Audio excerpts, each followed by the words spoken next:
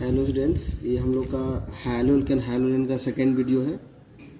इससे पहले हम लोग हैलो अल्केन के नेमिंग तक देखे थे। अभी हम देखेंगे आइसोमरिज्म इन अल्काइल हैलाइड। आइसोमरिज्म का वीडियो हम आप लोग को पहले ही भेज चुके हैं। हम लोग को यहाँ पर सिर्फ ये जानना है कि हैलो अल्केन कौन कौन सा आइसोमरिज्म प्रदर्शित कर सकता है। Chain isomerism, position isomerism, functional group isomerism और मेटामरिज्म में कौन कौन सा आइसोमरिज्म हैलो अल्केन प्रदर्शित कर सकता है। तो सिर्फ दो ही शो करेगा, ये चेन आइसोमरिज्म और पोजीशन आइसोमरिज्म। चेन आइसोमरिज्म और position isomerism. Functional group isomerism में हैलो अल्केन शो नहीं करेगा। मेटामरिज्म भी शो नहीं करेगा। मेटामरिज्म में क्या होता है कि फंक्शनल ग्रुप के दोनों तरफ अल्काइल ग्रुप अलग अलग होना चाहिए। तो जो फंक्शनल ग्रुप बायवैलेंट होता है वही हमारा मेटामरिज्म शो करेगा। लेकिन फ्लोरो, क्लोरो, ब्रोमो, आयोडो ये सब बायवैलेंट नहीं है, इनमें एक ही और कार्बन का चेन होगा। और हैलो अल्केन का फॉर्मूला भी किसी दूसरे ऑर्गेनिक कंपाउंड से नहीं मिलेगा, इसलिए ये फंक्शनल ग्रुप आइसोमरिज्म भी प्रदर्शित नहीं करेगा। तो शो करेगा चेन आइसोमरिज्म और पोजीशन आइसोमरिज्म।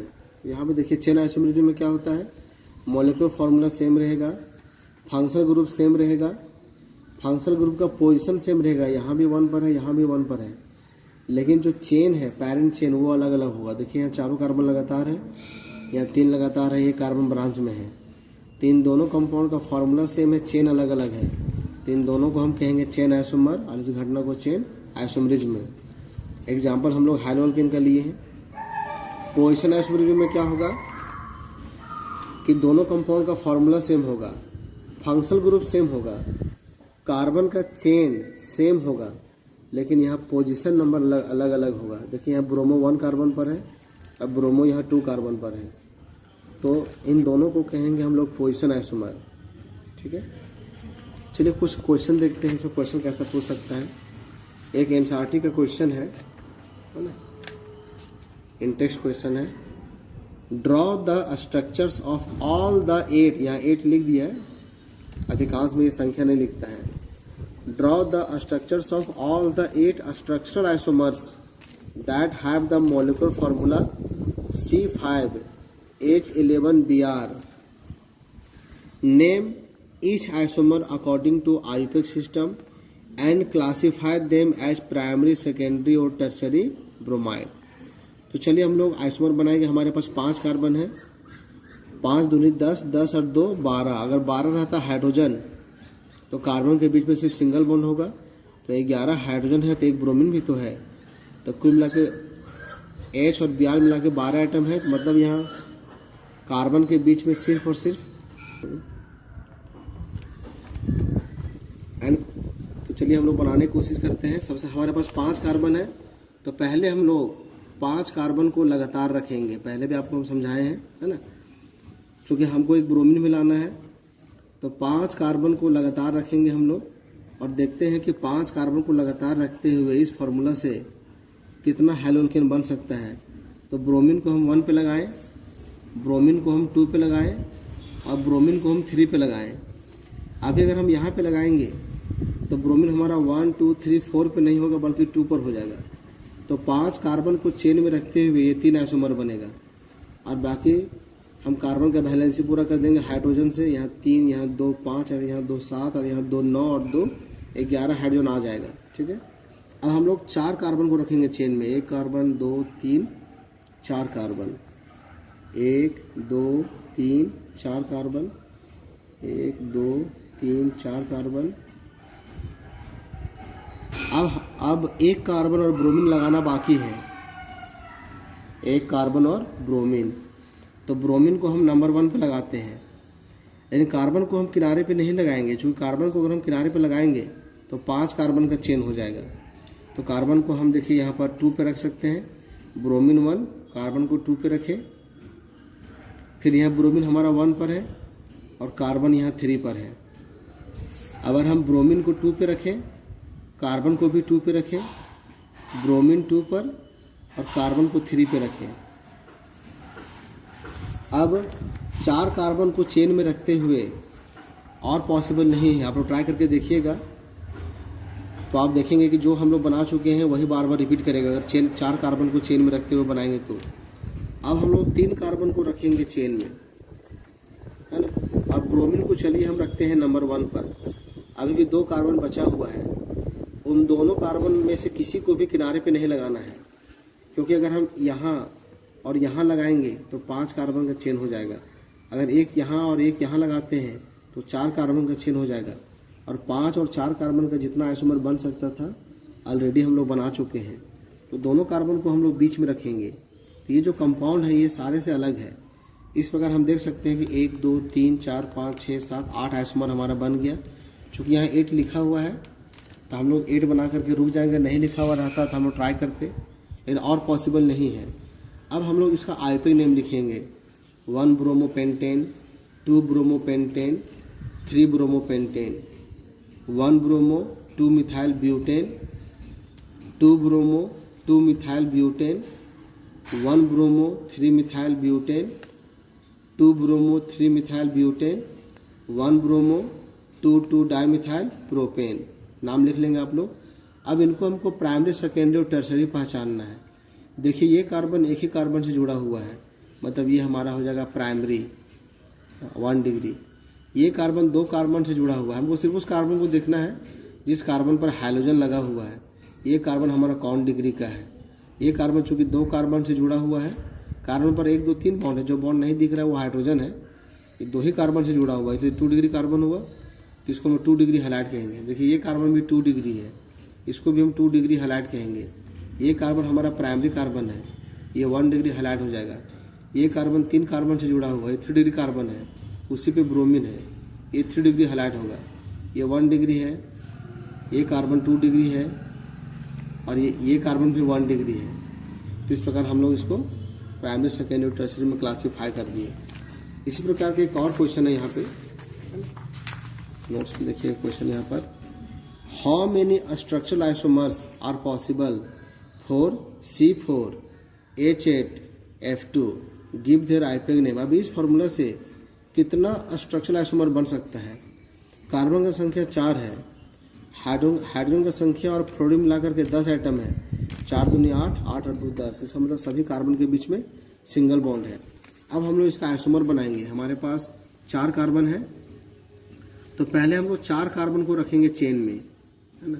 1 2 3 4 कार्बन, और देखते हैं कि 4 कार्बन को चेन में रखते हुए कितना आइसोमर बन सकता है। 4 कार्बन को चेन में रखते हुए कितना आइसोमर बन सकता है। फॉर्मूला है हमारा C4H8F2। देखिए 2 फ्लोरीन है। अब हम इस 4 कार्बन के चेन में फ्लोरीन को इस प्रकार से अरेंज करेंगे कि अलग अलग कंपाउंड बनना चाहिए। हम लोग दोनों फ्लोरीन को नंबर 1 पे रख सकते हैं, ये 1 2 3 4 दोनों को 1 पे रख सकते हैं। एक 1 पर और एक 2 पे रख सकते हैं। एक हमारा 1 पे आया और एक हमारा 3 पे आया, एक 1 पे आया और एक 4 पे आया। अगर ये 1 होगा तो ये 4 होगा, ये 1 होगा तो ये 4 होगा। ये चारों अलग अलग है। अब हम क्या करेंगे, दोनों को हम नंबर 2 पे रख सकते हैं, और भी पॉसिबल है ना। एक को नंबर 2 पे, एक को नंबर 3 पे रख सकते हैं। 4 कार्बन को चेन में रखते हुए, 4 कार्बन को चेन में रखते हुए मेरे विचार से और नहीं बनेगा, क्योंकि अगर हम 4 कार्बन को चेन में रखते हैं तो हम 1 1 पे रख चुके हैं, 1 2 पे रख चुके हैं, 1 3 पे रख चुके हैं, 1 4 पे रख चुके हैं, 2 2 पे रख चुके हैं, 2 और 3 पे रख चुके हैं। अगर हम यहाँ 2 और लास्ट में रखते हैं तो ये 1 और 3 हो जाएगा। 1 और 3 जो कि हम लोग बना चुके हैं, देखिए ये 1 और 3 पर है, ये 1 और 3 पर है। तो 4 कार्बन को चेन में रखते हुए और नहीं बनेगा। तो अब हम लोग 3 कार्बन को रखेंगे चेन में, 3 कार्बन को चेन में रखेंगे, और एक कार्बन जो बच गया है उसे हम किनारे पे नहीं लगाएंगे, क्योंकि यहाँ और यहाँ जोड़ेंगे तो फिर से 4 कार्बन हो जाएगा। तो बचे हुए कार्बन को हम बीच में ही रख सकते हैं, बीच में ही रख सकते हैं, क्योंकि फार्मूला में 4 कार्बन होना चाहिए। 4 कार्बन हो गया। अब लगाना है 2 फ्लोरीन, तो फिर हम लोग दोनों फ्लोरीन को हम लोग 1 1 पे लगा सकते हैं, एक 1 पे एक 2 पे लगा सकते हैं, फिर हम लोग एक 1 पे और एक 3 पे लगा सकते हैं। इससे और बनने की संभावना नहीं है ना, क्योंकि हम लोग 1 1 पे लगा चुके हैं। 1,2 पे लगा चुके हैं और 1,3 पे लगा चुके हैं। दोनों को हम बीच में नहीं लगा सकते हैं क्योंकि 1 2 3 4 5 बॉन्ड हो जाएगा, तो ये नहीं बनेगा। तो इस प्रकार से हम देख रहे हैं कि 1 2 3 4 5 6 7 8 9 कंपाउंड बन चुका है। 1 2 3 4 5 6 7 8 9। इनका आयुर्वेदिक नेम लिखना है। इसका नाम हो जाएगा 1,1 डाइफ्लोरोब्यूटेन, 1,2 डाइफ्लोरोब्यूटेन, 1,3 डाइफ्लोरोब्यूटेन, 1,4 डाइफ्लोरोब्यूटेन। इसका नाम हो जाएगा 2,2 डाइफ्लोरोब्यूटेन, 2,3 डाइफ्लोरोब्यूटेन। इसका नाम हो जाएगा 1,1 डाइफ्लोरो 2 methyl propane, 1,3 डाइफ्लोरो 2 methyl propane, 1,2 डाइफ्लोरो 2 methyl propane. ठीक है, तो आइसोमर आपको कॉमन सेंस से बनाना पड़ेगा। ठीक है, कोई फार्मूला रहेगा तो उससे कितना कंपाउंड बन सकता है ये आपको खुद ट्राई करके देखना पड़ेगा, ये प्रैक्टिस से ही पॉसिबल है। ठीक है, अब आगे हम लोग देखेंगे हैलोअल्केन का मेथड ऑफ प्रिपरेशन, हैलोअल्केन को तैयार करने की विधियाँ। ठीक है, methods of preparation of alkyl halide या हैलोअल्केन फ्रॉम अल्कीन। चलिए इसको पहले हम समझाते हैं, उसके बाद आपको हम नोट से बताएंगे। ठीक है, देखिए हमारा अल्कीन है, कार्बन कार्बन के बीच में डबल बॉन्ड, ऐसे कंपाउंड को हम अल्कीन कहते हैं। अल्कीन से हम दो तरह से हैलोअल्केन बना सकते हैं। नंबर 1 है हाइड्रोजन हैलाइड से रिएक्शन करके, यहाँ HX हमारा HCl हो सकता है, HBr हो सकता है, HI हो सकता है। HF नहीं होगा क्योंकि ये इसमें HF रिएक्शन में भाग नहीं लेगा, क्योंकि H और F के बीच का जो बॉन्ड होता है वो मजबूत होता है। ठीक है, अभी क्या होगा, यहाँ पर ये डबल बॉन्ड खुल जाएगा। ये डबल बॉन्ड खुल गया, दोनों कार्बन के बीच में सिंगल बॉन्ड हो गया। अब इस कार्बन के पास 1 2 3 बॉन्ड है और यहाँ पर भी 1 2 3 बॉन्ड है। दोनों ही कार्बन पर एक एक बॉन्ड खाली हो जाएगा। अब इन दोनों में से किसी एक कार्बन पर हम H लगा देंगे और दूसरे पे लगा देंगे हाइड्रोजन। तो इस प्रकार से बनने वाले कंपाउंड को हम क्या कहेंगे, अल्काइल हैलाइड। तो अल्कीन से अल्काइल हैलाइड हम इस प्रकार से बना सकते हैं, है ना। अल्कीन 2 प्रकार का होता है, सिमेट्रिकल और अनसिमेट्रिकल। जब डबल बॉन्ड के दोनों तरफ कार्बन का चेन बिल्कुल एक जैसा होगा तो इसे हम सिमेट्रिकल अल्कीन कहेंगे। चलिए कुछ एग्जांपल्स देखते हैं। CH2 डबल बॉन्ड CH2, अगर इसको हम लोग HCl से कराएंगे रिएक्शन तो CH2 सिंगल बॉन्ड CH2 हो जाएगा, यहाँ बॉन्ड खाली हो जाएगा। अब एक कार्बन पर H, दूसरे पे Cl लगा देंगे हम लोग। आप ये भी बोल सकते हैं कि सर अगर हम यहाँ H और यहाँ Cl लगाएंगे तो कोई दिक्कत है नहीं। देखिए इसका भी नाम होगा क्लोरोइथेन, इसका भी नाम होगा क्लोरोइथेन, दोनों कंपाउंड सेम है। तो डबल बॉन्ड यहाँ पे था, हम डबल बॉन्ड के किसी भी कार्बन पर हाइड्रोजन और हाइलोजन लगा सकते हैं, लेकिन वो डबल बॉन्ड सिमेट्रिकल होना चाहिए। एक और एग्जांपल देखते हैं हम लोग। CH3 CH double bond CH single bond CH3, है ना। अभी इसमें हम लोग HBr से कराते हैं रिएक्शन तो यहाँ भी वही घटना घटेगा, जहाँ डबल बॉन्ड है वहाँ सिंगल बॉन्ड हो जाएगा और देखिए ये बॉन्ड खाली हो गया, है ना। इसी को एक बार हम फिर से लिख रहे हैं।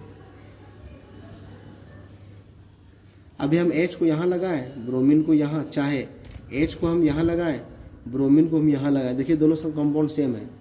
इसका नाम होगा 2 ब्रोमोब्यूटेन और इसका भी नाम होगा 1 2 2 ब्रोमोब्यूटेन। तो अगर डबल बॉन्ड में हमारा सिमेट्रिकल रहेगा तो हम हाइड्रोजन और हाइलोजन को डबल बॉन्ड के किसी भी कार्बन पे जोड़ सकते हैं। लेकिन अगर डबल बॉन्ड हमारा अनसिमेट्रिकल रहेगा, है ना, डबल बॉन्ड हमारा अनसिमेट्रिकल रहेगा, जैसे CH3 CH double bond CH2, अगर इसमें मान लीजिए हम लोग HBr जोड़ते हैं तो यहाँ पे क्या होगा, डबल बॉन्ड खुल जाएगा। देखिए डबल बॉन्ड खुल गया और डबल बॉन्ड वाले कार्बन पे बॉन्ड खाली हो गया, है ना। CH3 CH CH2 दोनों पे बॉन्ड खाली हो गया। अब हम H यहाँ पे ब्रोमीन यहाँ लगा सकते हैं या H यहाँ पे ब्रोमीन यहाँ लगा सकते हैं। देखिए दोनों कंपाउंड अलग अलग है। इसका नाम होगा 1 ब्रोमो प्रोपेन और इसका नाम होगा 2 ब्रोमो प्रोपेन। तो यहाँ पर 2 मॉलिक्यूल बना। लेकिन जब हमारा अल्कीन जब हमारा सिमेट्रिकल था तो एक ही प्रकार का कंपाउंड बन रहा था, लेकिन अनसिमेट्रिकल में 2 कंपाउंड बना। अब इन दोनों में से एक ज़्यादा मात्रा में बनेगा और एक कम मात्रा में बनेगा, मतलब एक मेजर होगा और एक माइनर होगा। तो ज़्यादा मात्रा में कौन बनेगा ये हम मार्कोवनिकोव के नियम से तय करेंगे। ठीक है, मार्कोवनिकोव नियम जानने से पहले थोड़ा इस रिएक्शन का हम मैकेनिज्म का चर्चा करते हैं। देखिए हमारा रिएक्शन है, इससे हम जानेंगे मैकेनिज्म में, है ना। सबसे पहले क्या होगा, जो HBr है वो टूटेगा, है ना। तो ब्रोमीन का चूंकि इलेक्ट्रोनेगेटिविटी ज़्यादा होता है तो ये बॉन्ड यहाँ शिफ्ट कर जाएगा, H+ और Br, 3 लोन पेयर पहले से था, 1 लोन पेयर और आ गया माइनस चार्ज। देखिए इसमें प्लस चार्ज है, तो ये माइनस को चाहेगा, इसको हम कहेंगे इलेक्ट्रोफाइल। क्या कहेंगे इसको? इलेक्ट्रोफाइल, है ना। और ये माइनस है तो ये प्लस को चाहेगा, ये कहलाएगा न्यूक्लियोफाइल। क्या कहलाएगा? ये न्यूक्लियोफाइल। अब ये दोनों इथिन के मॉलिक्यूल पे अटैक कर सकता है, लेकिन पहले H+ अटैक करेगा। क्यों? क्योंकि कार्बन और हाइड्रोजन के बीच जो बॉन्ड बनता है वो कार्बन और ब्रोमीन के बीच बनने वाले बॉन्ड से मजबूत होगा, पहला कारण। दूसरा कारण, यहाँ पॉजिटिव का इंटेंसिटी इसके नेगेटिव से ज़्यादा होगा, क्योंकि हाइड्रोजन का आकार छोटा होता है, ब्रोमीन का आकार बड़ा होता है, ठीक है। तो यहाँ पॉजिटिव का डेंसिटी ज़्यादा होगा और यहाँ नेगेटिव का डेंसिटी कम। अगर मान लीजिए एक बच्चा है 5 साल का और एक बच्चा है 15 साल का, दोनों को अगर हम एक एक लड्डू खिलाते हैं तो 5 साल के बच्चे का पेट ज़्यादा भरेगा और 15 साल के बच्चे का पेट खाली रहेगा, जबकि लड्डू हम दोनों को बराबर खिलाए हैं। तो H+ अटैक करेगा इथिन के मॉलिक्यूल पे, CH2 डबल बॉन्ड CH2, और देखिए H+ अटैक करेगा। H+ कहाँ अटैक करेगा? इस पाई इलेक्ट्रॉन पर। अब पाई इलेक्ट्रॉन हम दोनों में से किसी भी कार्बन पे शिफ्ट कर सकते हैं। चलिए इसको हम यहाँ पे शिफ्ट करते हैं, तो यहाँ नेगेटिव आएगा, यहाँ पॉजिटिव आएगा। तो पॉजिटिव कहाँ अटैक करेगा? नेगेटिव के पास, CH2 सिंगल बॉन्ड CH2, यहाँ इलेक्ट्रॉन आया नेगेटिव और यहाँ पॉजिटिव। चूँकि हम इसको यहाँ भेज रहे हैं तो नेगेटिव यहाँ पे आएगा। अब H+ इस नेगेटिव के पास अटैक करेगा तो ये दोनों इलेक्ट्रॉन यहाँ बॉन्ड बनाने में खर्च होगा। हम लोन पेयर को मिटा दे रहे हैं, देखिए लोन पेयर हम मिटा दिए। अब ये बॉन्ड बनाया और ये प्लस और माइनस भी कैंसिल हो जाएगा, ठीक है। ये मिट गया है, थोड़ा हल्का का दिख रहा है। ये स्टेप हमारा स्लो होगा। क्यों हुआ स्लो? क्योंकि देखिए ये न्यूट्रल मॉलिक्यूल था, जब उस पर H+ अटैक किया तो इस पर देखिए चार्ज आ गया। तो न्यूट्रल हमेशा स्टेबल होता है, तो जब चूंकि ये न्यूट्रल से चार्ज अवस्था में जा रहा है इसलिए धीरे धीरे जाएगा। अब इस पर अटैक करेगा Br- CH2 सिंगल बॉन्ड, यहाँ पर हम लोग का हाइड्रोजन आ चुका है, यहाँ पे प्लस चार्ज है ना, और ये हमारा Br- हुआ। Br- अटैक करेगा इस पॉजिटिव के पास, तो CH2 सिंगल बॉन्ड CH2, यहाँ पर H आ चुका है। और यहाँ पे जब ब्रोमीन आएगा तो इसका 4 जोड़ा में से 1 जोड़ा यहाँ बॉन्ड बना लेगा और यहाँ 3 जोड़ा इलेक्ट्रॉन रह जाएगा, ठीक है। ये स्टेप हमारा फास्ट होगा। क्यों होगा फास्ट? क्योंकि ये भी हमारा आयन है और ये भी हमारा आयन है, दोनों मिलकर देखिए न्यूट्रल मॉलिक्यूल बने, तो दोनों के बीच में रिएक्शन तेज़ी से होगा। तो ये किसी भी रिएक्शन का जो सबसे स्लो स्टेप होता है उसको कहा जाता है रेट डिटरमाइनिंग स्टेप, दर को ज्ञात करने वाला स्टेप। यहाँ पर मेरा इलेक्ट्रोफाइल भी ऐड हुआ और बाद में न्यूक्लियोफाइल भी ऐड हो रहा है, लेकिन चूंकि स्लोवेस्ट स्टेप में इलेक्ट्रोफाइल ऐड हो रहा है इसलिए इस एडिशन रिएक्शन को हम कहेंगे electrophilic addition reaction. Electrophilic addition reaction, इसको हम क्यों समझाएं? क्योंकि जो नोट्स है उसमें इस वर्ड का हम लोग यूज किए हुए, देखिए यहाँ पर पढ़ करके, है ना। From alkene, number 1, by addition of hydrogen halide. When an alkene is treated with hydrogen halide, an alkyl halide is formed as a result of electrophilic addition reaction। इसको इलेक्ट्रोफिलिक एडिशन रिएक्शन क्यों कहा गया वो समझ में आया? क्योंकि यहाँ पर स्लो स्टेप में कौन ऐड हो रहा था? इलेक्ट्रोफाइल। हालांकि न्यूक्लियोफाइल भी ऐड हो रहा है बाद में, लेकिन वो फास्ट स्टेप में। तो जो रिएजेंट स्लो स्टेप में ऐड होगा उस एडिशन रिएक्शन को उसी के आधार पर नाम दिया जाएगा। इलेक्ट्रोफाइल ऐड हो रहा था इसलिए इसको हम क्या कहेंगे? इलेक्ट्रोफिलिक एडिशन रिएक्शन, है ना। अल्कीन है, देखिए HX से कराएं रिएक्शन तो डबल बॉन्ड सिंगल बॉन्ड में कन्वर्ट हो गया और एक कार्बन पर हाइड्रोजन दूसरे पे हैलोजन ऐड हो गया, अल्काइल हैलाइड बन गया। Reactivity order of hydrogen halide, है ना। इस रिएक्शन में HCl से ज़्यादा रिएक्टिव होगा HBr से ज़्यादा रिएक्टिव होगा HI। क्यों? क्योंकि हम जानते हैं कि HCl से HBr का बॉन्ड लंबा होता है और HI का बॉन्ड और भी लंबा होगा।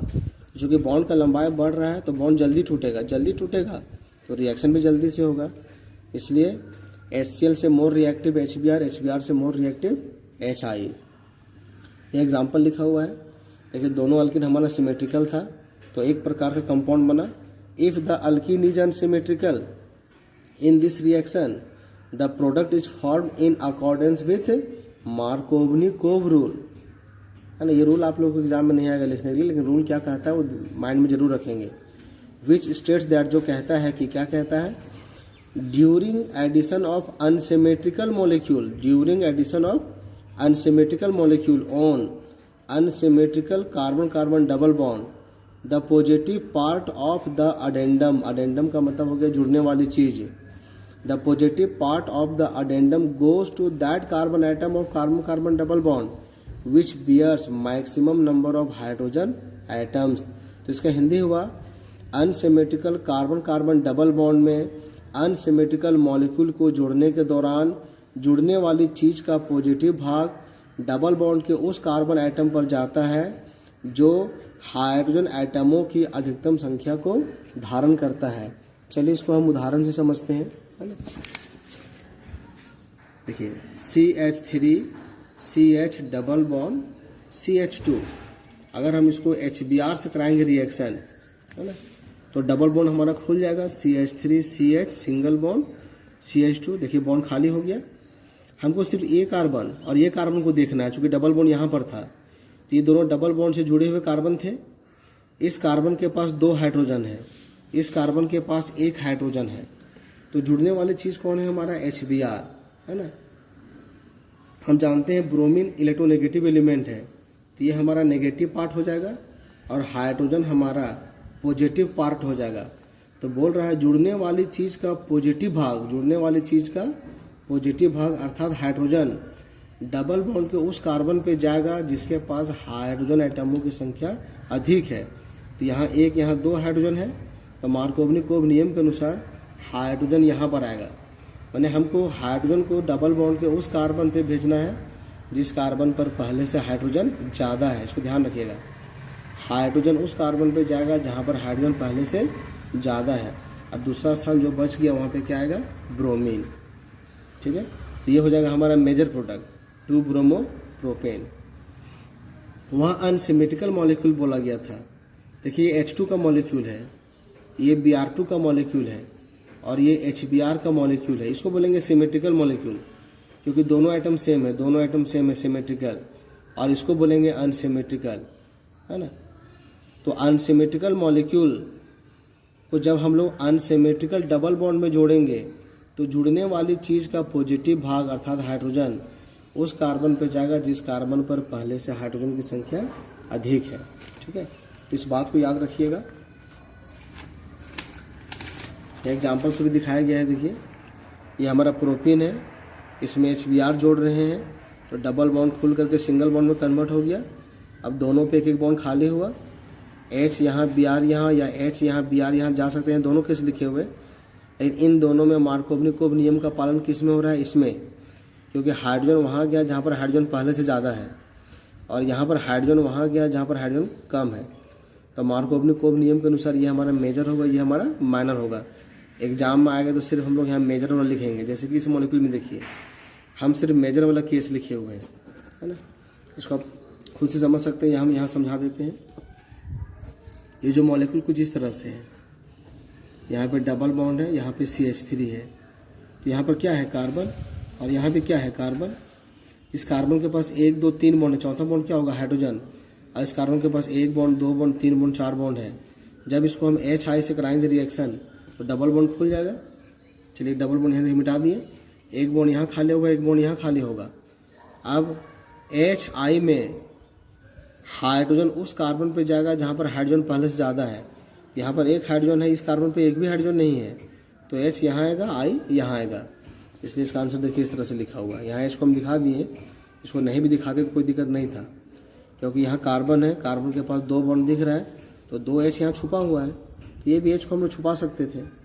ठीक है, लेकिन इसमें एक केस और है कि अगर हम लोग HBr को पेरोक्साइड की उपस्थिति में जोड़ेंगे, पेरोक्साइड की उपस्थिति में, तो मार्कोवनिकोव नियम के उल्टा एडिशन होगा, और ये घटना सिर्फ HBr में होगा, HCl और HI में नहीं होगा। The addition of HBr not HCl and HI, मतलब ये जो घटना है वो HCl और HI में नहीं होगा, सिर्फ और सिर्फ HBr में। The addition of HBr on unsymmetrical carbon carbon double bond in the presence of organic peroxide such as benzoyl peroxide takes place against Markovnikov rule. मैंने बोल रहा है कि अगर हम लोग unsymmetrical carbon carbon double bond में HBr को जोड़ते हैं ऑर्गेनिक पेरोक्साइड की उपस्थिति में, जैसे बेंजोइल पेरोक्साइड की उपस्थिति में, तो मार्कोवनिकोव नियम के विरुद्ध एडिशन होगा। This is known as peroxide effect या खरास इफेक्ट। देखिए मेरा वही एक मॉलिक्यूल है, अल्कीन प्रोपीन है, इसमें HBr को हम जोड़ रहे हैं, लेकिन इस बार पेरोक्साइड की उपस्थिति में जोड़ रहे हैं। तो मार्कोवनिकोव के नियम के अनुसार हाइड्रोजन यहाँ पर, अब ब्रोमीन यहाँ पर आना चाहिए था, लेकिन इसका उल्टा हो रहा है। देखिए हाइड्रोजन वहाँ पे जा रहा है जहाँ पर हाइड्रोजन कम है, अब ब्रोमीन वहाँ गया जहाँ पर हाइड्रोजन ज़्यादा है। तो जब हम लोग अल्कीन में HBr जोड़ेंगे तो यहाँ पर पूरे पढ़ाई का सारांश फिलहाल आप याद रखिएगा कि अगर अल्कीन हमारा डबल बॉन्ड हमारा अनसिमेट्रिकल रहेगा और HBr से कराएंगे रिएक्शन, पेरोक्साइड का यूज करेंगे तो मार्कोवनिकोव नियम के उल्टा एडिशन होगा। पेरोक्साइड का इस्तेमाल अगर नहीं करेंगे तो मार्कोवनिकोव नियम से एडिशन होगा। इसको भी गौर रखिएगा कि एंटी मार्कोवनिकोव सिर्फ HBr में होता है, HCl HI में नहीं होता, और मार्कोवनिकोव तीनों में होता है, HCl HBr और HI में। ठीक है, धन्यवाद।